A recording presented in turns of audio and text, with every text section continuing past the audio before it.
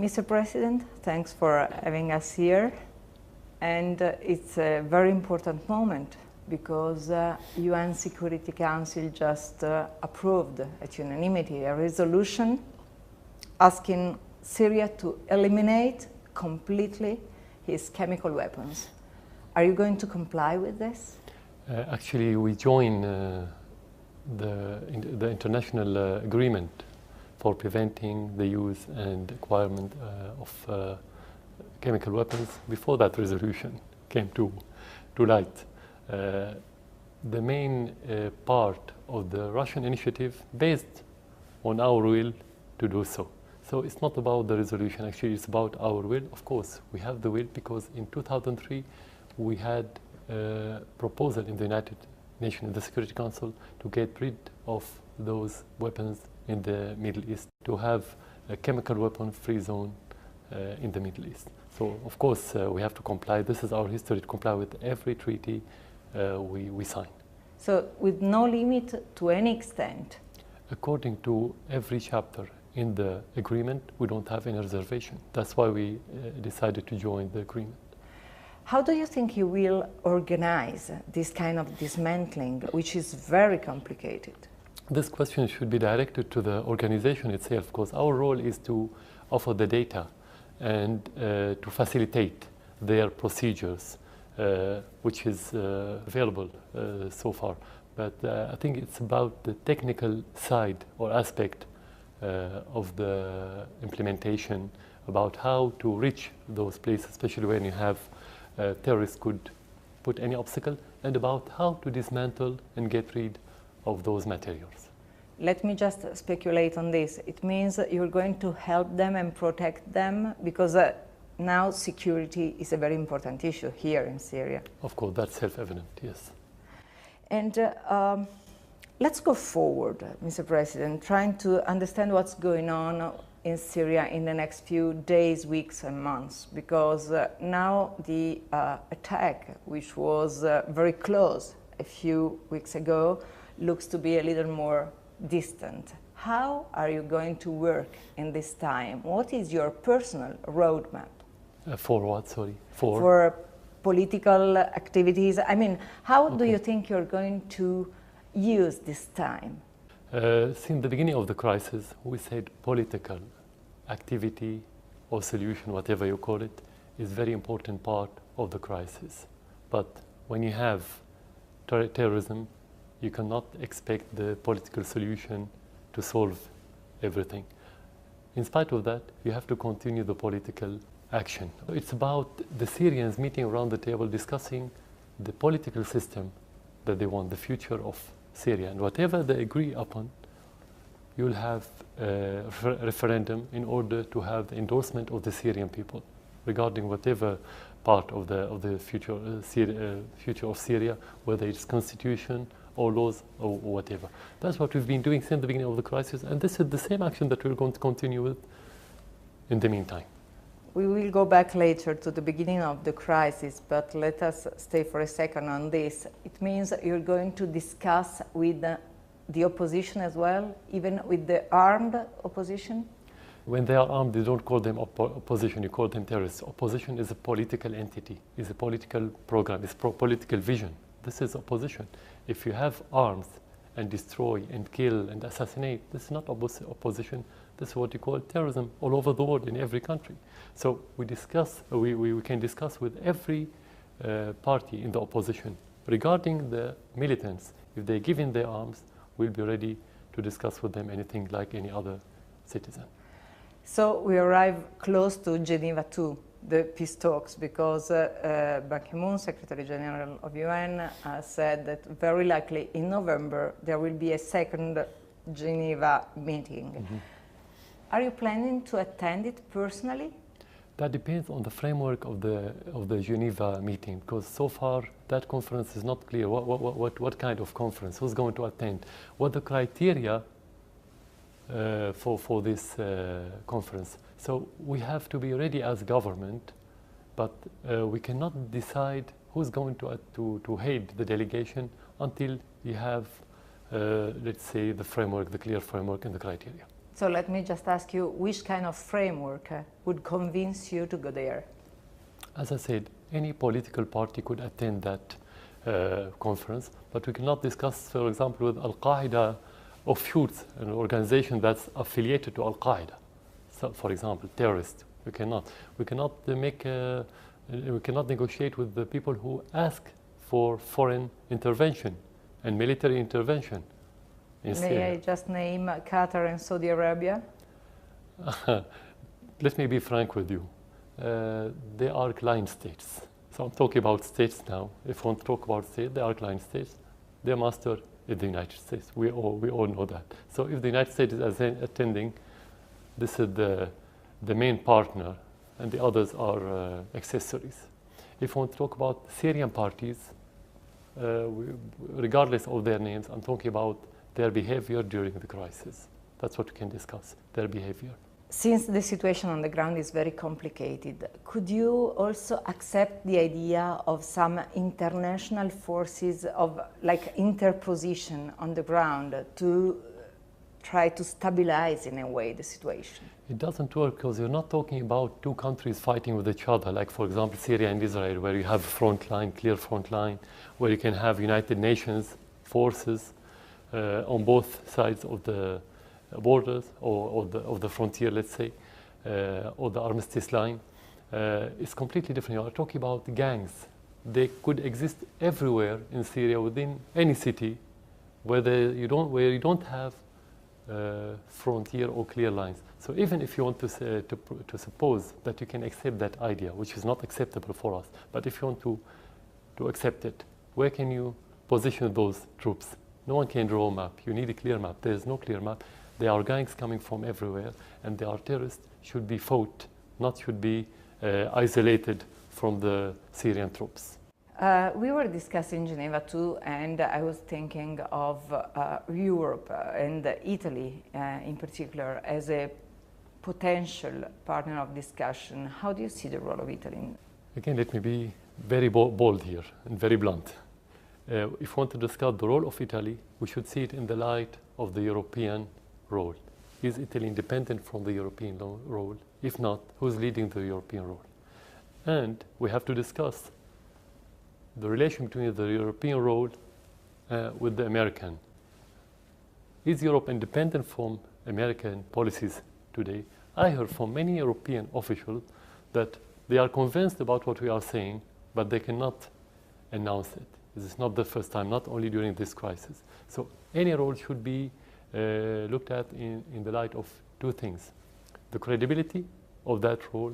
Second, the relation between the individual or the country or the government, let's say, with the different parties. Now, our reality today, that most of the European countries adopted the American, let's say, practice in dealing with different countries since George Bush came to his position more than 10 years ago. When they have problem or disagreement with any country, they cut off all kind of relations. So if you want to play a role, how can you play a role where you don't have relation? How can you build credibility when you don't have relation? Regarding the credibility, how can you talk about the credibility of any European country now when they talk about the humanitarian aid, at the same time they established the worst embargo we've ever seen in Syria since the existence of Syria after the independence? Many things have to be discussed before asking for role. We welcome any role. We ask we support any country that would like to help the Syrians in their endeavor. But you cannot just ask for role without having the foundation of that role. So, to be frank, Europe, most of the European countries today, they don't have the ability to play that role because they don't have the different factors that could make them succeed and could make them efficient and effective in playing that role. But things look to change quite quickly these days because we just had this phone call among President Obama and Iranian President Rouhani, and so it looks like that the balance in the region in some way is changing. Isn't it going to affect in some ways what is happening in Syria? I think it's going to affect it positively for many reasons. First of all, Iran is our ally. Second, because we trust the Iranians. Third, because the Iranians, like the Syrians, like many countries in the world, don't trust the Americans. And I think many of the American allies don't trust the American administrations. So for the Iranians to move closer to the Americans, it's not just a naive move. It's a well-studied step that's based on the experience of the Iranians with the United States since the revolution in 1979. But if the Americans are, let's say, honest about this rapprochement, I think the results will be positive regarding the different issues, not only the Syrian crisis, include every problem in the region. You know that in the day of the crisis and in which the attack was so close, an important action was taken by Papa Francesco, Pope Francis, against the war. And now, speaking to the Christian minority here, they are all very scared. What is going to be your attitude towards minority like Christians in the next few years? Syria is a melting pot, and it existed like this, like it is today, because it was a melting pot with multifarious cultures for centuries, before Christianity and after Christianity, before Islam and after Islam. If you have any dramatic change in the demographic and the social fabric of the Syrian society, you're going to have big problem in the future regarding the future of Syria. I don't know what kind of problem, because it's more complicated than anyone would think, and that will affect the other countries in the regions. So Syria is a secular country, and the Syrian society is secular society. So secular means deal with every citizen, regardless of its religion, sect, and ethnicities. So I think taking care of these minorities in Syria, especially the Christian, in light of what's been happening recently, burning churches, attacking Christian villages, expelling Christians from their houses and homes, in light of this, dealing with this crisis is not Syrian issue, it's not only a regional issue, it should be international issue, especially for Europe, and especially for Italy and for the Vatican. So, Mr. President, these have been very complicated weeks, and the escalation started with the infamous 21st August attack. Can we go back to that allegation about chemical attack? Which is your version? Because you're speaking about having different evidences, UN inspectors are here working. Can you help us understanding which is your version about this? Yeah. Let me tell you in brief first. Let's start by saying the Syrian army didn't use it at all. It never arranged to use chemical weapons during the crisis. And we have every evidence that the gangs have used this. Now, why the Syrian army didn't use it? Logically and realistically, you don't use it when you're in advancement. The army was advancing. Why to use it? You didn't use it for 2 years, for 2.5 years, while you had many difficult situations in different areas in Syria. You have much more terrorists facing you in other places, more than Damascus. Why didn't we use it? Why only in that place? Second, the story now, or the narrative, the American narrative, we invited the delegation to come to Syria, which is responsible of investigating the use of chemical weapons before that incident. And the day they arrived, the second day, the Syrian army used chemical weapons. Is that plausible? You cannot believe this story. Second, when we invited the delegation to come in March, why the Americans put obstacles? And why did they accept that recently before the incident, and when they arrived, the attack happened? Second, you cannot use it in a city where you can have tens of thousands of casualties, including the army. The most important thing, nobody verified the veracity of the videos and the photos. No one. Because in many places, the same picture of the same children used in different photos in different places. And you can have those pictures on the internet. They've been circulating on the internet. On the other side, we have evidences like, concrete evidences like the materials and the containers that the terrorists used. We had the confession of some of the terrorists that conveyed chemical materials from neighboring countries. And you have the indications that the interest of whoever committed this crime wasn't the Syrian army, it was the terrorists.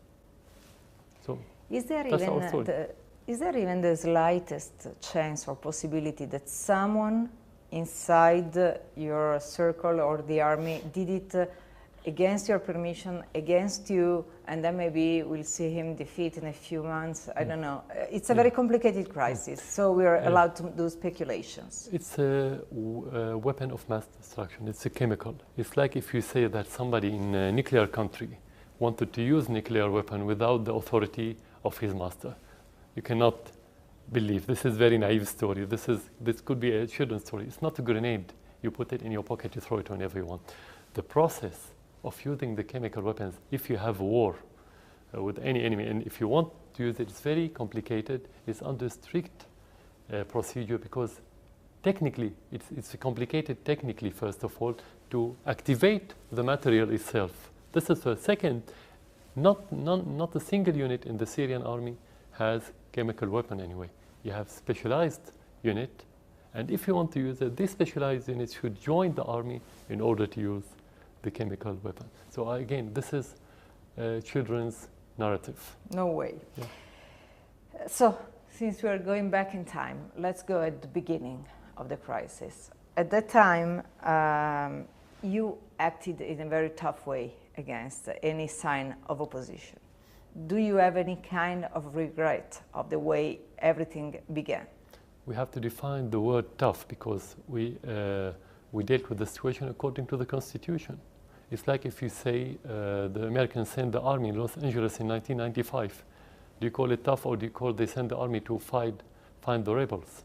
So according to the Constitution, we should have fought the terrorists because for the very first week, we have many victims from the army and the police for the very first few weeks.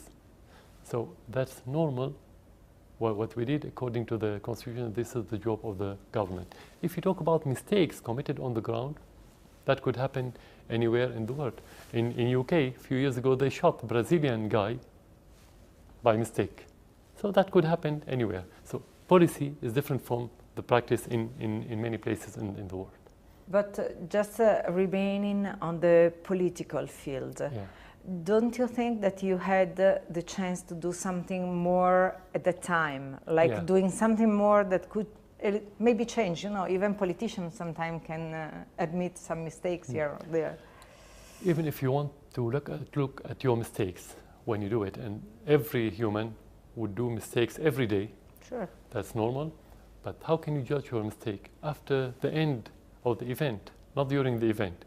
So we are still in the middle of the crisis. You can judge that at the end of the crisis. This is where you can revise our action. This is where the people can criticize us on, let's say, objective and methodical basis, not arbitrary way, not in arbitrary way. Did you ever think to leave the power for the sake of your country? Did you ever consider the chance to leave your country just if the exchange was peace and stability for your people?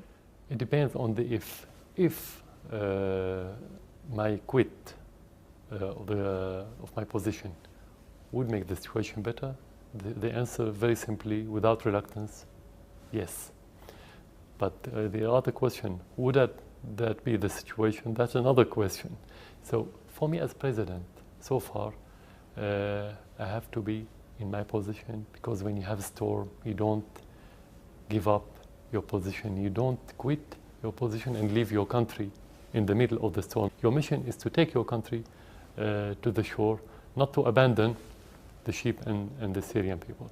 What could be the scenario in which you could decide that it's the right way for your ship to go to the shore, and then you decide to do something else? Yeah, the first part, two things. As I said earlier, the political dialogue is very important to discuss the future of Syria and the political system.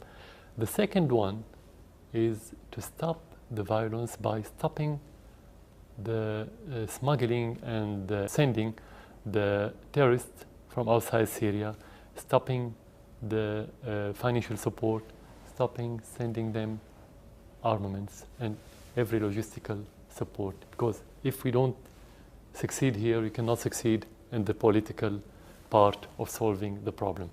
This first. Second, after solving this problem regarding me, my position, the only way is the ballot box.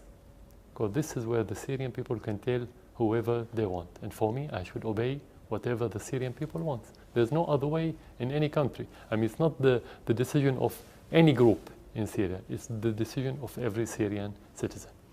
Are you going to be in the elections of 2014? Before the election, right away, if I feel that the Syrian people wants me to be in that position, I will run. If not, I will not. Mr. President, I do remember the beginning of your presidency, and you were looked as a symbol of hope for Syria, because everybody knew that you knew the word and you came here to give it more modern society, open. Intellectuals, young people were looking at you in this way. Then something happened in between. Do you think there's a chance you could do something so dramatically different to be seen again in that position and not in the one in which you're seen in the very last days? You have to talk about internal factors and external factors, because we're part of the very complicated region in the world. So we will be affected, and there's daily interactions with our periphery. The internal factor, which is that when you talk about reform, it's not the reform of the president or the government. The government and the president should lead the reform, but it's about the whole society, because it's a matter of culture. It's not only laws and constitution. The laws and constitutions are means for the change, but the real change happens by the people themselves. So according to our reality, when you talk about thousands of years of civilization, you are talking about mores and customs and the traditions and ethos and folkways and different things that related to every society. And our society is very complicated because of this multifarious culture that we've had. So it was moving forward. You cannot say that we didn't do anything. Some people say that it was fast. Some people say that it was too slow. This is subjective. Each one sees it in his own way. But at the end, no one can say that we are in our position, because we moved forward, could be slowly but surely. This is the first part. Second, you have to talk about external obstacles. When I became president, 2 months later, the Intifada in Palestine started. That influenced every country in the Arab world. The peace process actually has failed just a few months before I became president, and there was stalemate. 11th of September happened, and we have to pay the price. One of the countries that has to pay the price. They invaded Afghanistan, we were against.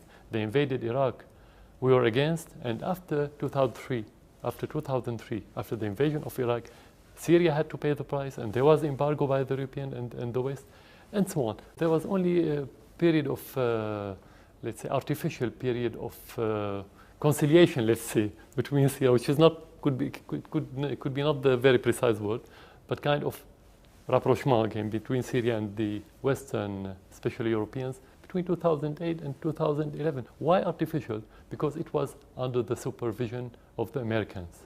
It wasn't genuine, because they weren't independent. So, and now we have the crisis. When you talk about reform, especially when you talk about dramatic reform, you need different atmosphere. You have to be comfortable economically, politically, and ideologically. Don't forget, in that regard, one of the external and internal factors at the same time is the invasion of the bad ideologies to the region, including Syria. And I mean the ideology of Al-Qaeda that invaded many communities in our region, including part of the Syrian society. You cannot talk about reform and democracy while the ideologies are single-minded ideologies that don't accept any other one. Because democracy, real democracy, is about accepting the other. Started by accepting the other, first of all, especially in diverse society. So I can say that we are still having the same will to move forward in that regard according to our realities. So the scope of the reform will be limited by our realities. Very last question. If now that the major threat looks to be over or a little distant, what would you tell your people in terms of, promise and pattern? I think the only thing that I can say now is one option that's left for us is to defend our country. So first of all, we have to focus on getting rid of the terrorists and the terrorism and their ideology.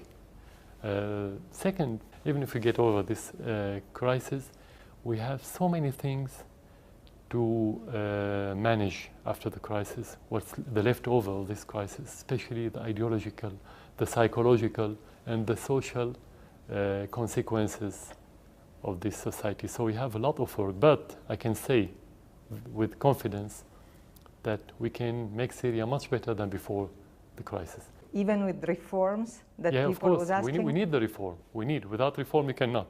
The reform is a very important part of what I'm talking about. Actually is the major axe of making Syria better. That's for sure. But doesn't mean to be the hope in that regard of the foreign countries or foreign people. I could be the hope of the Syrian, not any other one. I wish you all the best. Thank you very much, Mr. President. Thank you for your time and for hosting us here. Thank you. Thank you for coming to Syria.